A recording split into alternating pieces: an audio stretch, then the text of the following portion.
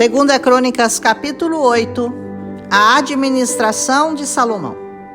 Salomão, além de ser um homem temente a Deus, tinha também muita sabedoria para administrar o que Deus colocava em suas mãos para fazer.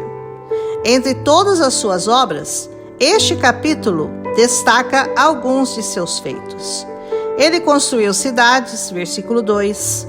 Ele criou divisões de trabalho, criou um palácio para sua rainha, porque ele não queria que ela habitasse na casa de Davi, porque lá os lugares eram santos e ela era idólatra, versículo 11.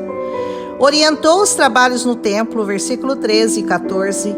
Desenvolveu negócios de comércio exterior, versículos 17 e 18. Assim, durante o seu reinado, Israel prosperou e também teve momentos de paz, porque a bênção do Senhor estava sobre ele. Entre as cidades que ele restaurou, havia aquelas que ele havia dado a Irão em troca da mão de obra. Aparentemente, ele as restaurou e depois devolveu aos filhos de Israel. Sabido ou não? Devemos compreender, entretanto, que apesar de todo o seu sucesso, de toda a sua sabedoria, de todos os seus empreendimentos e de como o Senhor era com ele em tudo que ele fazia, nós vemos que Salomão começa a demonstrar seu lado mais fraco, sua fraqueza por mulheres. Embora o capítulo não fale sobre suas 700 mulheres e 300 concubinas, mas a gente já viu isso lá em 1 Reis 11:3, o texto nos dá uma clara indicação do início da sua queda moral e da sua não observância das leis do Senhor, conforme nós vamos ler lá mesmo em 1 Reis 12. Salomão teve que levar a filha do faraó para fora da cidade de Davi, para um palácio que ele teve que construir, porque ele mesmo afirmava que ela não poderia morar no palácio onde Davi entrou com a arca do Senhor, porque lá era um lugar santo. Salomão aqui demonstra, então, estar ciente do seu erro. Ele nem mesmo podia manter sua esposa na capital, pois ele sabia que não seria adequado mantê-la perto do templo, porque ela adorava seus próprios deuses. Em algum momento, ele tomou uma decisão errada, de desobedecer uma ordem direta do Senhor, para não fazer alianças e nem casamentos com outras nações. E essa decisão, nós veremos depois, trará a idolatria e o sofrimento para Israel por muitas gerações. Ele poderia ter agido diferente, poderia ter ajudado sua esposa a pertencer totalmente a Deus e a deixar seus deuses do Egito para trás.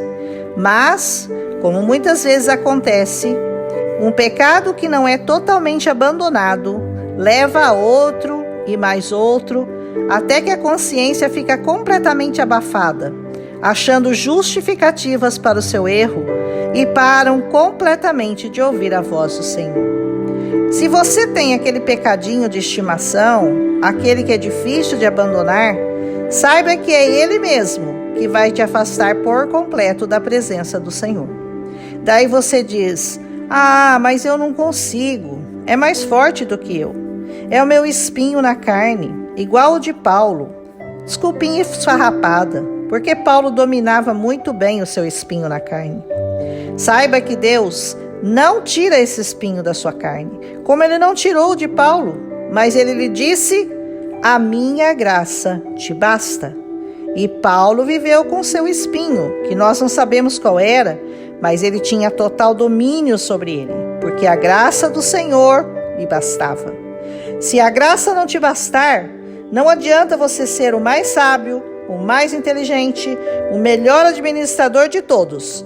Você vai ser dominado pelo seu pecado, e ele certamente te afastará dos caminhos do Senhor. Levante-se e entre com ousadia na presença do Senhor, e ele cumprirá sua palavra em você, por meio da graça que está em Cristo Jesus. E isso nos basta. Salomão, apesar de observar toda a lei cerimonial e participar de todos os cultos e nunca perder um sacrifício diário, ao mesmo tempo rendia-se à idolatria de suas esposas, trazendo para o leito nupcial a sua própria desgraça. Em 1 Reis 11:6, fomos informados que ele chegou ao ponto de participar de sacrifícios pagãos para agradar suas esposas. Irmão, aquele que cuida estar firme, cuide-se para que não caia. 1 Coríntios 10:12. Espelhe-se em Salomão e cuide-se, porque a quem muito é dado, muito será cobrado também. Que Deus nos ajude e nos livre de todo mal. Em nome de Jesus. Amém.